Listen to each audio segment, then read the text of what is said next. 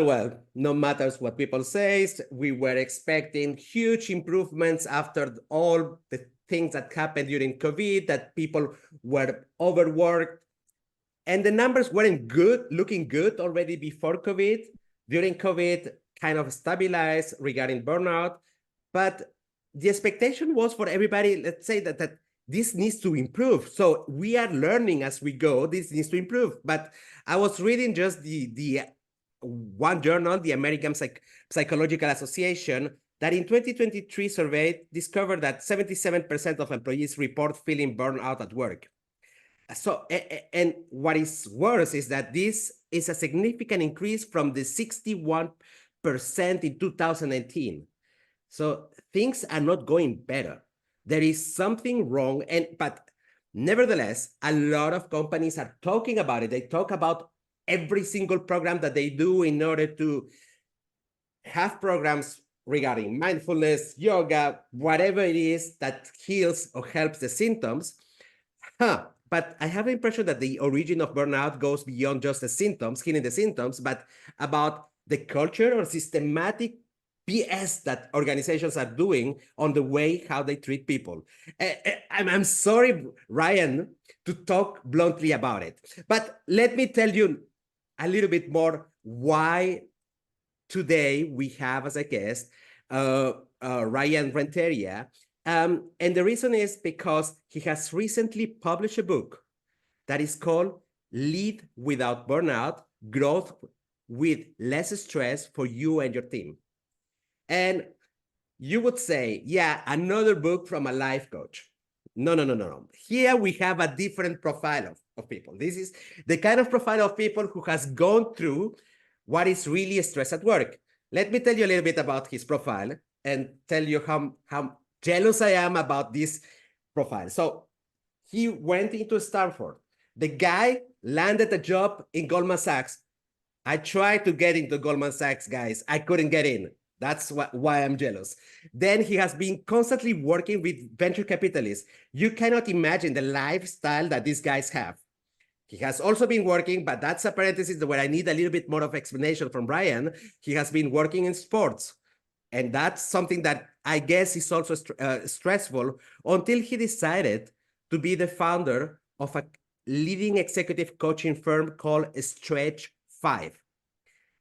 Look at the pattern that we are going. So he goes from a highly competitive academical degree. Stanford is not easy to get in.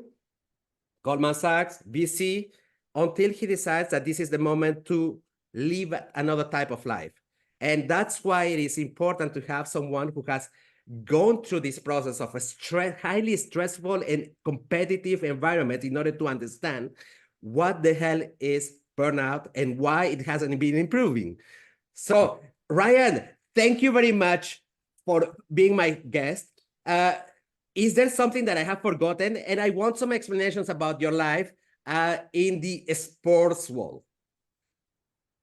Well, Ivan, thanks so much for having me. I'm really excited to be here and to help however I can on the work culture front. And in terms of my background and how it led to sports and things of that nature. So after Goldman Sachs, I went to the hedge fund business, which is one of the more stressful businesses out there. And I worked for two different hedge funds managing money. And I completely burnt out. I was doing well on the work front and very lucky to work with extremely talented people and to be performing well.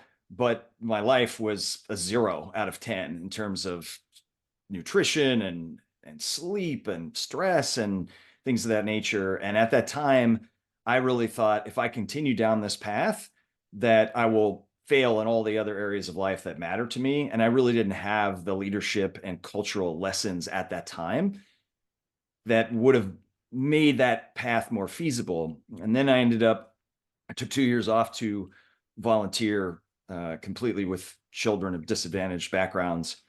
And then I worked my way into sports and became an advisor to the Indiana Pacers, helping the front office and coaching staff with trades and free agency and draft picks and upcoming opponent preparation. And there's obviously a significant amount of stress there.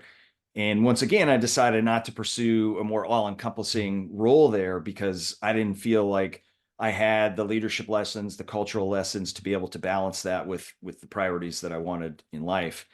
And it's only many years later, now I've been an executive coach to CEOs for quite some time, where I've put together sort of 20 years of studying and advising leaders and a framework for a much better quality of life, work-life balance, reduction in stress and burnout that allows you to also achieve your professional goals. And so that's kind of the wind up and how we end up how we are here today. Uh, Listen, just maybe I'm extrapolating my own experience. So when we are into a high pressure environment, we are the last to notice because we are always on adrenaline. We are moving forward and we are progressing, and we find it sometimes exciting, as you said. Oh, having like super clever people and so on.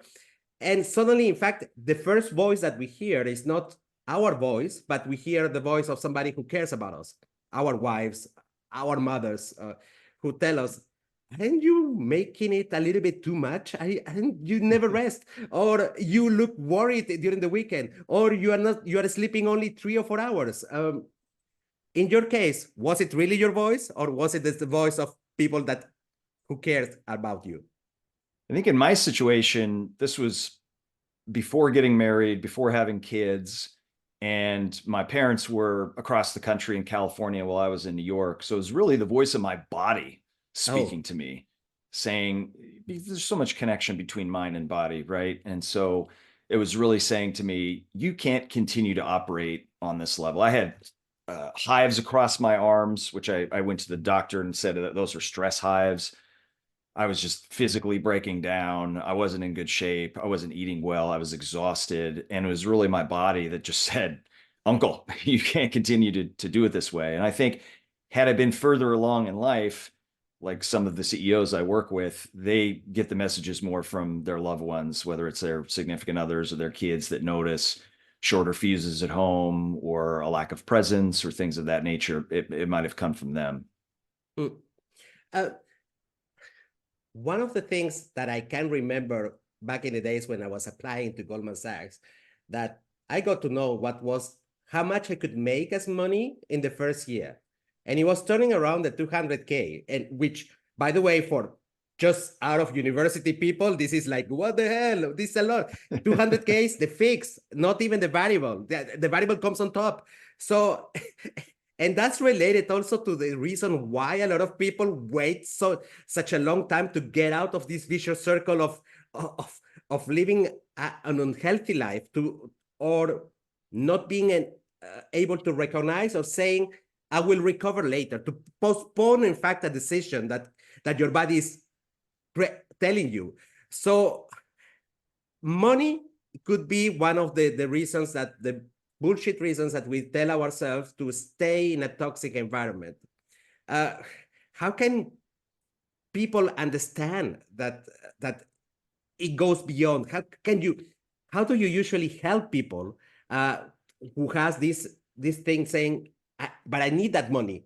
My family needs the money. I haven't paid off my mortgage, or I need. In the U.S., I know that you save for the education of your kids, and so how can you remove this bias that you have that people have about money? Yeah, and I think Arthur C. Brooks, who's an expert on happiness, Harvard professor, has written several books, calls it a toxic belief. We just somewhere along the way adopt this belief in our heads that we need X amount of dollars to drive X amount of happiness. And we get there, and then all of a sudden it doesn't bring us the massive impact on happiness that we thought. And then we move the goalposts. We say, well, if I just achieve X dollars more, then I'll get to the happiness level. It's just never ending circle. And so the first thing I tell folks is study the research. There's just a significant amount of studies out there that show that money does not have the massive impact on happiness that you might anticipate it having. Sure, some level of money does incrementally add happiness, but there are caveats to that in terms of, are you happy to begin with? That's usually the case where those are the people that get the incremental benefit and just all the stresses that come with it. And so really understanding that the true drivers of long-term satisfaction in the workplace, much more so than compensation, are things like autonomy, the responsibility to own challenging work, work that has greater purpose, where we feel like we're contributing to something greater than ourselves. And so if you're not a CEO, I would say look very carefully for cultures that prioritize those things as you're evaluating your next job opportunity. And if you are a CEO, that's what I spend the bulk of my time helping clients with, is to try to execute those things in their culture. And I would encourage you to execute as much of those types of things into your culture as possible to really attract the A players. And lastly, I would say in chapter 1 of the book, besides covering some of those studies about the tie between money and happiness, we lay out various exercises like the values and vision exercise and the wheel of life exercise that really help you figure out what matters most to me over the long haul and where do I stand on those things now. And so it really takes a purposeful evaluation and analysis to get to that place where you start to prioritize other things when you're seeking employment. You are totally right. In fact, it's almost like our brain plays a trick that we have expectations, and we think that when we reach these expectations, our level of happiness is going to increase. I mean, for anything, like when I get my title, my degree, I will be happier. When I get married, I will be happier. When I get my Ferrari, I will be happier. But it doesn't happen. In reality, we are less happy than we expected. That's comment 1. Comment 2, I don't know if it is the same guy that you've mentioned, but I remember that somebody, I think also in Harvard, calculated the amount where the linearity between happiness and the incremental happiness and money was not linear anymore. When do you start plateauing? And somebody calculated like around $70,000 per year, that this is the amount of money, the amount where happiness does not increase linearly with the money that you earn. So you incrementally, the extra dollar more makes you less happy than the dollar that you had before, where it's more about survival. So when you are covering the survival needs, then after that, in fact, you don't need that amount of money to be satisfied of your life. We actually talk about that study in chapter 1 of the book, and I believe it's Matthew Killingsworth. I'd have to check it, and I think it was out of University of Penn, out of Pennsylvania. Ooh, and it was interesting because he did outline a study and said there was no incremental improvement in happiness over 75,000. And then some of those findings were challenged, and he came back out with another piece. And through all that, I think the conclusion from evaluating that, along with other studies, is there's some incremental improvement in happiness over time with more income, but it's not nearly as large as you think. And it really only benefits people that come into the situation already happy. It doesn't fix unhappiness. Exactly. And high earners report feeling greater amount of stress and pressure when they tie money and happiness together in their minds. And so I think those are some of the interesting dynamics around that. I find it quite impressive, quite interesting that there is we are close to quantify happiness. I hope that one day we will really have a model for that. Ryan, so I told you at the beginning that I'm a little bit critical sometimes about what companies are really doing for in terms of well-being of the employees. And I have impression, but it's just an impression, that there is a lot of companies that talk about burnout and well-being, but they talk about it. They're close to whitewashing their reputation by talking about it, but not doing the essentials, the essentials that are required in order to change a toxic environment, knowing that the toxic environment, it doesn't mean that we are killing each other. It's not like, I'm pretty sure that Goldman Sachs is not like there was good moments too, but people was Right. continuously in competition, and there was maybe some bosses who were idiots and some bosses who were amazing. But so what is your take on that? Are companies just, most of the companies are talking about it rather than doing? What do you think? It varies. I think it varies quite a lot. I know from my experience, the CEOs that I work with were already prioritizing it before the last few years and have really increased their focus on it. And I think there's also quite a lot of companies out there that think, well, if I just add a benefit here or there, or talk about it a little bit more, then maybe I'm checking the box successfully. But really what they're not doing is addressing the fundamental underlying issues that are driving that burnout and that stress. And really that comes down to culture and leadership.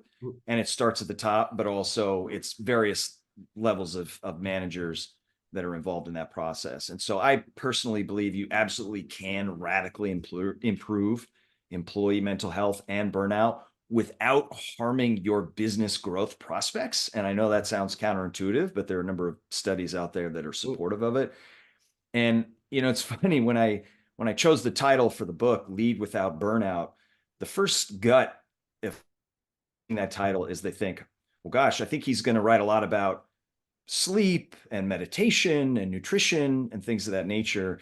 But top leaders know that you need to do more of those things to reduce burnout and stress. But it's really all about, how do you create the time to execute upon those things without risking your business goals and your business prospects? And that comes down to leadership and culture to slash burnout. And that's really what the book is all about. And I think that those who recognize these types of changes that they need to make on that front are really going to win the war on talent.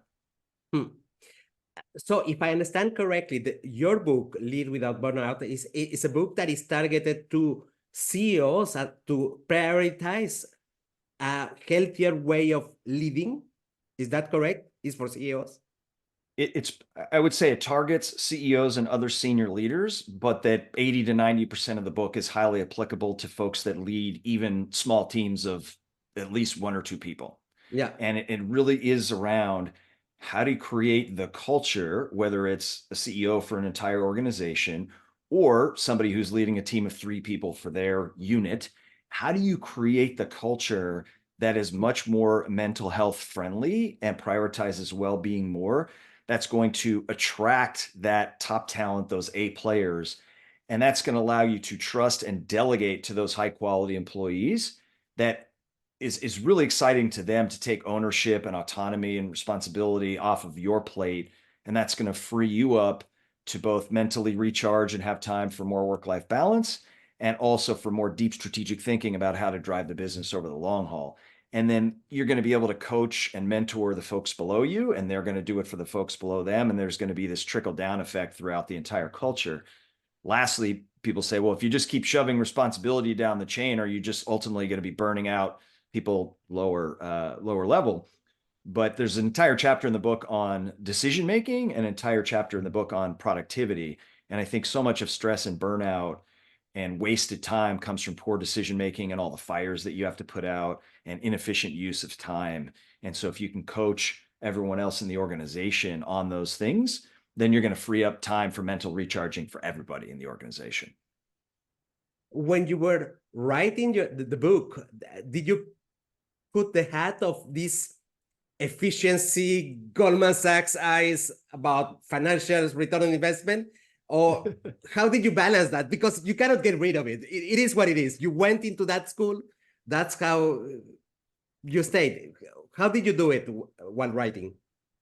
I think the irony is that being more efficient actually facilitates a culture of more work-life balance. Because if you really focus on things like the 80-20 rule and the Eisenhower matrix to better dedicate your time and your priorities to the top 3 things that move the needle, you're going to end up naturally more efficient and freeing up more time, which you can either spend on high value things like deep strategic thinking about markets and geographies and customer preferences and technological shifts and what's really going to drive the business on a 5-year basis, or time for work-life balance and mental recharging that's going to make you even more productive and more efficient when you come in for work the next day and tackle those top 3 important items on your to-do list.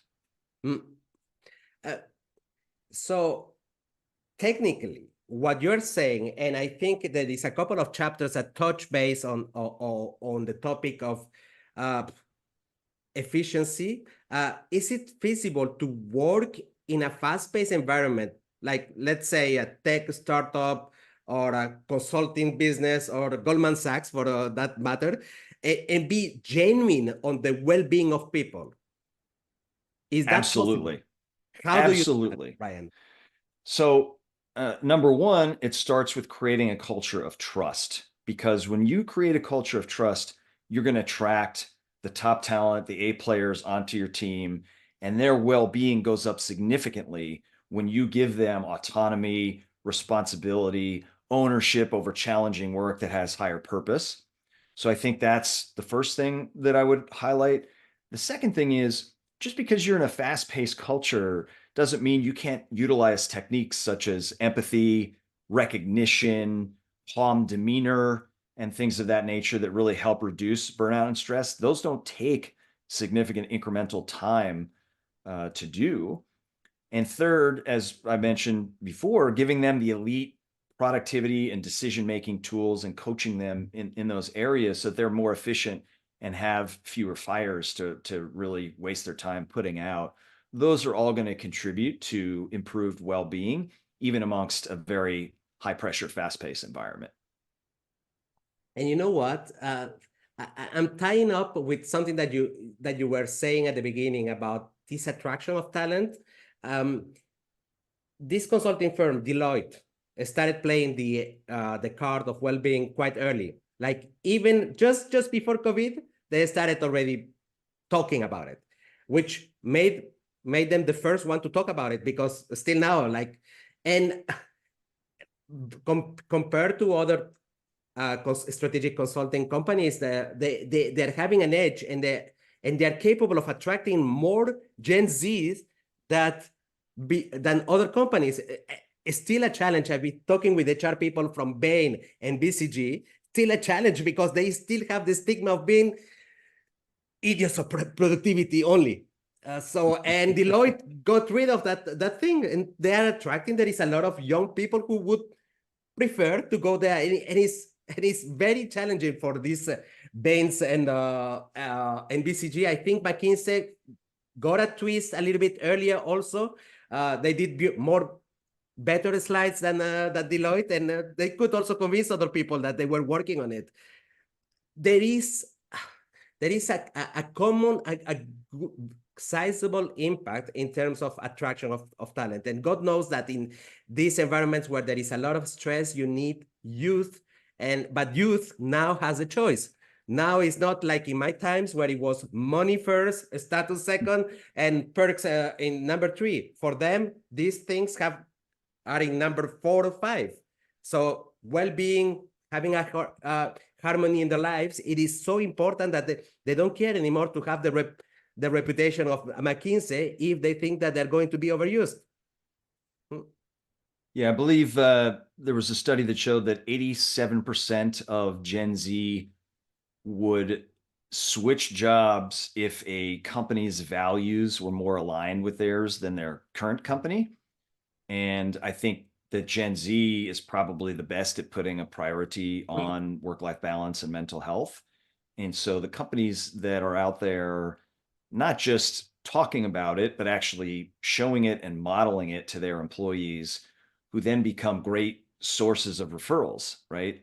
So everyone can talk the big game, but if your employees are basically out there telling their friends, yeah, this company is actually living what it's saying, and my well-being has gone up significantly, and there's a huge priority on that, and we're still dominating from a business perspective, and we found this sort of secret sauce and this flywheel momentum, they're much more likely to recommend their friends apply there, and referrals are obviously the best source. It's much cheaper, and they're more likely to take your offer. So all of this creates this flywheel of momentum.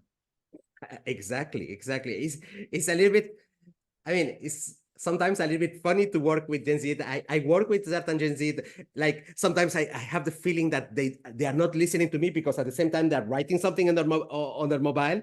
But the guys, when they have an opinion, they are so they really want to be heard. It's like in my times I had to shut up if I was in front of a senior person. They don't shut up. They just go and nail it. Hey, it's incredible. But it's such a pleasure to see that the difference is just that the difference on attitudes that they have doesn't make that they are less efficient than others. It just looks for other generations different, but is not less efficient.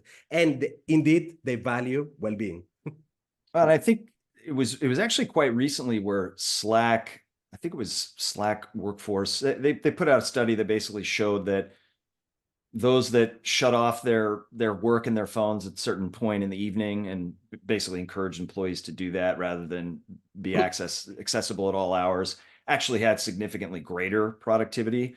So what I don't want people to think is, oh, this is all about being soft and people not working hard and my business is going to suffer if I go down this path, and counterintuitive, but it's the opposite. Productivity is more likely to actually go up when you have folks that are engaged, mentally refreshed, and not burnt out from being accessible at all hours.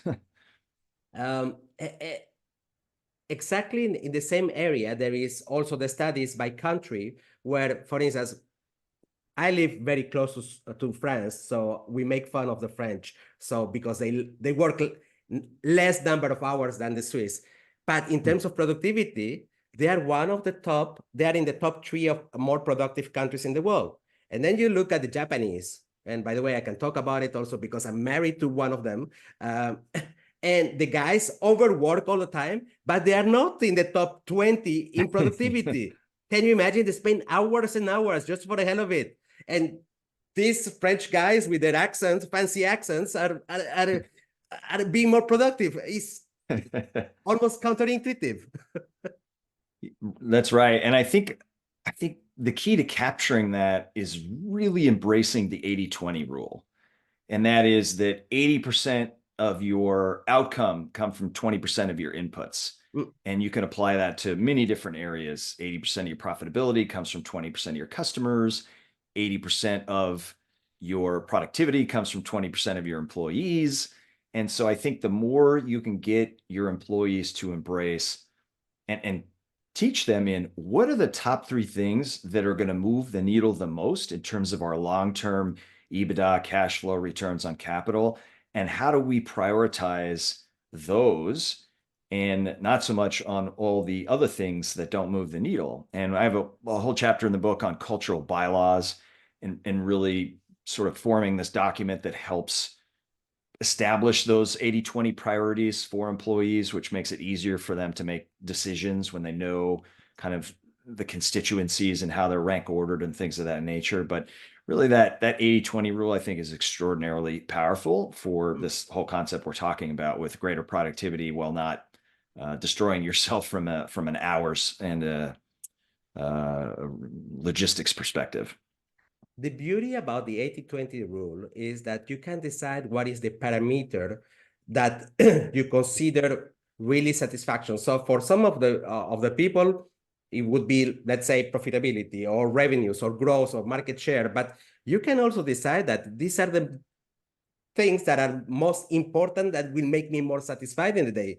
Because I also try to apply it in terms of my life in a day-to-day basis. If I do these 3 things, I'm going to have 80% of my satisfaction, which is just right. like being happy. The rest, it doesn't matter, or it matters less. Right. I have my decision making would be like 3 things that are a priority for my day that will make me super happy. That combines a little bit of family as well as my entrepreneurial journey. So that's right. Well, that's really where we get to the values and vision exercise and the wheel of life exercise, because the values and vision exercise asks you a set of questions about what you want to achieve professionally and personally. What are the values that are underlying your decision to highlight those things? And then the wheel of life sort of looks at 8 different areas of life and how you're stacking up in those areas and how does that jibe with your answers to your values and visions exercise. And I think a core thesis of the book is that it's impossible to be a 10 out of 10 in every area of life. And it's really perfectionism that type A, hardworking, successful people have that often drives the stress and the burnout. And so how do you become an 8 or 9 out of 10 in the 2 to 4 areas that matter the most to you? And that's really what it's all about. This is great. Listen, accepting, so to drive the change in terms of the perception, or to prioritize well-being, human centricity in a corporation or a culture that can be non-toxic. I have the impression that the usual tools like, I don't know, corporate trainings do not bring any value. Then there is the approach of saying, yeah, everybody needs like a coach. Well, it's not scalable. It's going to cost me a fortune if I have a coach for every senior management team. So it seems to me that the application of the traditional methods that we had pre-COVID is not working. And a lot of the things that we have to learn, like, I don't know, resilience, it will be a matter of practice. It's not a matter anymore of having 20 slides and something building exercise. And no, you don't learn stuff. It's not by knowing that you will become better with yourself. You need practice. So how do you convince, one, is it worthwhile to look for alternative approaches? I don't know. We talk about mindfulness. We talk about frequent and small breaks, but sometimes it is difficult to convince people because they're used to these bullshit training courses. So what is your take on these alternative well-being approaches that we can have, not only to as a healing mode, but also as a prevention? And of course, there is a little bit like working in the essentials, in the infrastructure, the culture of the organization. What is your take on that? Well, I would say first, study the research. The research is extraordinarily supportive of mindfulness, 10 to 15-minute breaks every 45 to 60 minutes of straight work, naps. I work in my home office, and if I get a rough night of sleep and my circadian rhythms dip during that 1 to 4 p.m. lull, I know I can take a 10 to 20-minute power nap and radically bolster my productivity for the rest of the day. And some companies might think, well, do I really want people taking naps around the office? Absolutely. It's very positive for productivity, exercise, nutrition, things of that nature. So be both selfless in empowering the people on your team or your organization to engage in some of those things that's going to bolster your well-being, but you're also being selfish because the productivity and their engagement is actually going to go up by allowing those things to happen. That's correct. It's going to take some time so that people really understands the power of alternative solutions, even though there is the information out there about the impact of nutrition, the impact of mini breaks. Is in the mindset of people, they prefer to see someone playing around with one slide for 2 hours because you have become numb, because your brain is dead, because that has happened to people. And you looked busy. Yeah, you're looking busy. That is going to be rewarded, but taking my 5 minutes nap, that it is completely sinful in the workplace. And there is a lot of people still who has big challenges to understand that. Right. Yeah. And I think also the number one most important takeaway in all of this is that none of these things are really going to move the needle substantially unless you work on the systemic challenges, the structural parts of your organization. And that's the culture. And I would say there's a few elements of that. And number one, I keep going back to the culture of trust, where letting go is the key to grow. Do you have a culture of trust that attracts those A players? Do you micromanage and control them? And are you deep in their weeds? Or are you trusting them with the autonomy and the responsibility to run with things, which are going to drive their long-term satisfaction much more so than compensation? And number two, do you have a culture of candor and psychological safety? Do people feel like they can speak up with their ideas? Do you make definitive statements that shoot them down? Or do you ask open-ended questions and show how you incorporated their viewpoints in your decision tree? And I think third, on the mental health side, it's not just about the mindfulness and the breaks and the nutrition, things of that nature, but it's about how you treat employees. And it's not this general, well, I'm nice to my employees. We're talking about very specific things that take it to the next level. And that's empathy, recognition, and a calm demeanor when there are mistakes, and being able to separate whether those mistakes were due to something that went wrong in their process, which is a teaching moment, or an unlucky outcome that was really out of their control. Those types of things, changing the culture of your organization or your group to prioritize those things, are going to win all day long over an extra training here and there. You made me think that the fact that you have been also working in the area of sports, that has given you access also to observe how coaches drive their teams. Because I remember that I read a book called The Culture Code. I don't remember who wrote it. And there Culture was so Code many is one of the single best books ever written on culture. Daniel Coyle is the author. Yes, it's phenomenal. exactly, Ryan. Exactly. And I remember so many examples coming from sports, coming even from the military. I mean, against any military, but yes, the examples were super good given in the book.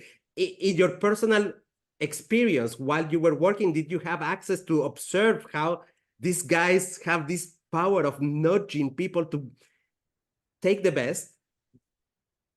100%. I work very closely with one of the top coaches in the NBA, Frank Vogel, when he was coach of the Pacers. And he went on to win a championship with the Lakers during one of the most difficult environments, where they were in the bubble in Florida and they couldn't leave the bubble. It was during COVID. And he won a championship during that time with the Lakers. And now he's coaching the Suns. And he sort of had Ted Lasso's style of leadership before it became popularized on the TV show, where he was an extraordinarily positive guy. He wasn't the guy to get in your face and scream and yell. And he was always so encouraging. He trusted in his players and his staff. And he created that environment where people could speak up and give their opinions. And he was very humble about receiving and incorporating those opinions. And so here's a guy coaching some of the most stressed out, highest performing folks in the world, and using what historically would be considered an unconventional leadership approach to very successfully coach those individuals and win a championship. And I learned so much from him, and it has really inspired a lot of the lessons in my book. And I'm very thankful I was able to work with him. Oh, that's amazing. That's an additional reason why we should go. I think it is in Amazon, Lead Without Burnout, the book, Growth with Less Stress for you and your team. So I'm going to be putting the link just below this episode, so that you have just to click and find out if this is a book for you. Ryan, how do we make it possible so that people who wants to learn more about leading in the best way, how can they reach you out?